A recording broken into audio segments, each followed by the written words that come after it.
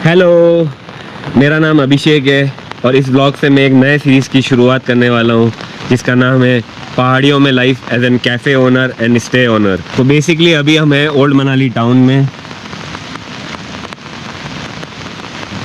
Old Manali town में रहते हुए मुझे ऑलमोस्ट 4 साल हो गए।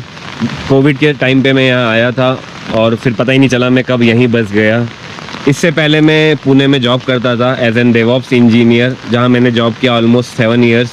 और फिर वो सब छोड़ के अब फाइनली यहाँ पे एक कैफ़े एंड स्टे रन करता हूँ। अभी ऑलमोस्ट कल रात से नॉन स्टॉप बारिश हो रही है और जो दिल्ली मनाली का हाईवे है वो भी अभी बंद है। आज है 1 अगस्त 2025 और कल रात से ही हाईवे भी बंद पड़ा हुआ है, तो दिल्ली से कोई अभी मनाली नहीं आ सकता। अगस्त के महीने में मोस्टली मैं और रोज़ा हम लोग भी घर निकल जाते हैं क्योंकि यहाँ पे ऑफ सीज़न होता है। लेकिन इस बार क्या है, हम किसी काम में बिज़ी है जिसको मैं आपको बताऊंगा इस ब्लॉग के आगे। कि बताऊंगा क्या, मैं आपको दिखाई दूंगा कि हम अभी किस काम में बिज़ी है, इसलिए हम मनाली से नहीं जा सके अगस्त में। बाकी मोस्टली हर ईयर हम यहाँ से निकल जाते हैं रेनी सीज़न में। वैसे मैं अभी अपने कैफ़े की तरफ ही जा रहा हूँ। 2 ऑप्शन है, मतलब नीचे मेरे पास स्कूटी भी पड़ी हुई है, लेकिन अभी जितना बारिश है तो बेटर है कि वॉक करके ही कैफ़े की तरफ जाया जाए।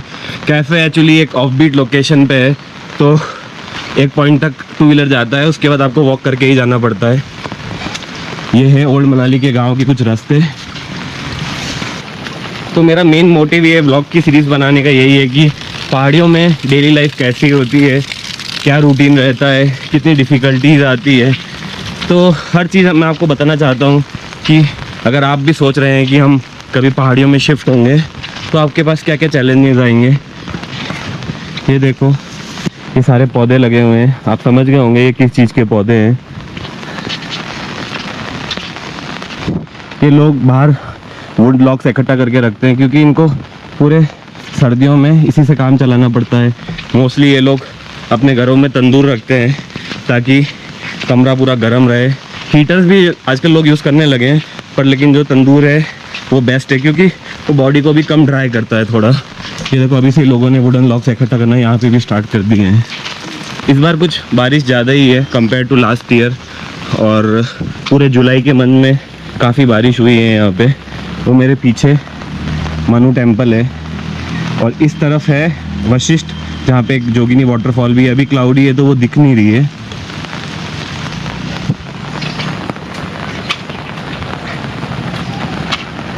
तो जो पहले गांव में घर थे पुराने, वो ऐसे ऊपर शेड्स हुआ करते थे, मतलब पत्थर के। फिर बाद में धीरे धीरे उनको टिन ने रिप्लेस कर दिया। तो अब मोस्टली अब तो ये लेंटर वाले स्ट्रक्चर बनने लगे हैं गांव में। तो लास्ट 3-4 ईयर से यहाँ रहते हुए मैंने बहुत बार सोचा था कि मैं व्लॉग्स बनाऊंगा, पर कुछ ना कुछ काम में इतना बिजी लगा रहा कि कभी ये मौका ना मिल पाया।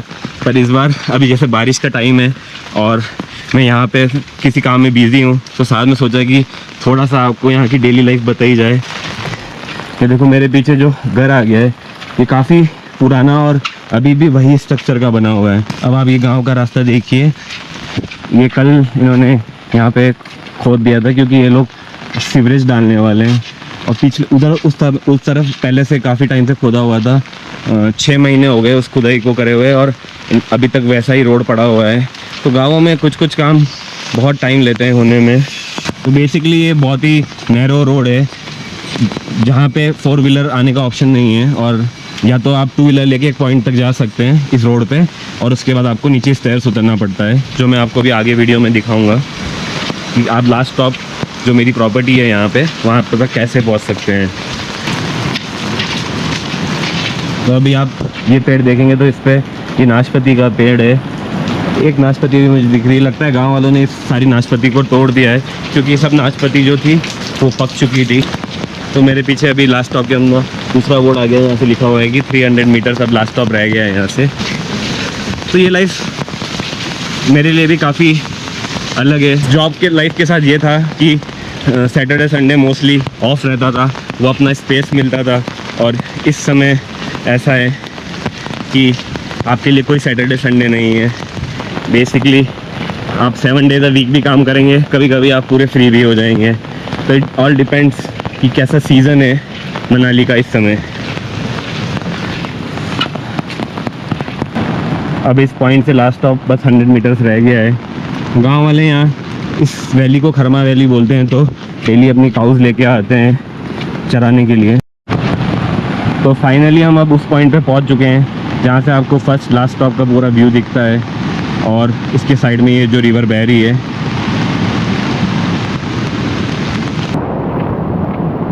और फाइनली ये मेरा प्रोजेक्ट जो मैं लास्ट 4 ईयर से कर रहा था, हम वहाँ पहुँच चुके हैं, the last stop cafe and stay.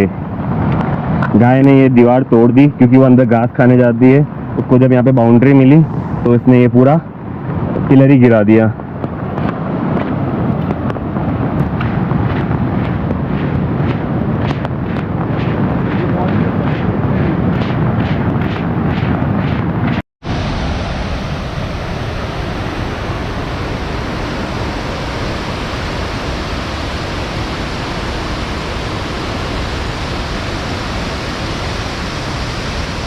इस समय नॉन स्टॉप बारिश की वजह से इसका फ्लो बहुत ज़्यादा हो चुका है। एंड ये हमने 3 कॉटेजेस बनाए हुए हैं, और देखो अभी बेसिकली हम यहाँ पे 2 रूम्स और बना रहे हैं, एक ये नीचे और एक इसके ऊपर। और इसी वजह से मैंने आपको बताया कि हम मनाली में इस बार रुके हुए हैं, क्योंकि ये कंस्ट्रक्शन कंप्लीट कराना है।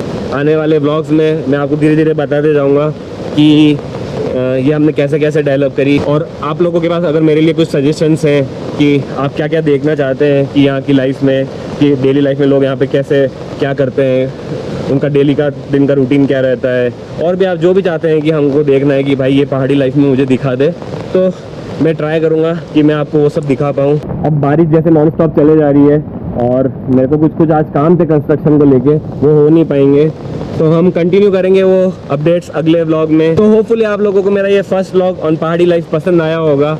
हो सके तो इस चैनल को सब्सक्राइब कर देना और इस वीडियो को लाइक कर देना, और अपने फ्रेंड्स के साथ शेयर करना जो देखना चाहते हैं कि पहाड़ी लाइफ कैसी होती है। मिलेंगे हम अगले व्लॉग में, तब तक के लिए टाटा बाय बाय।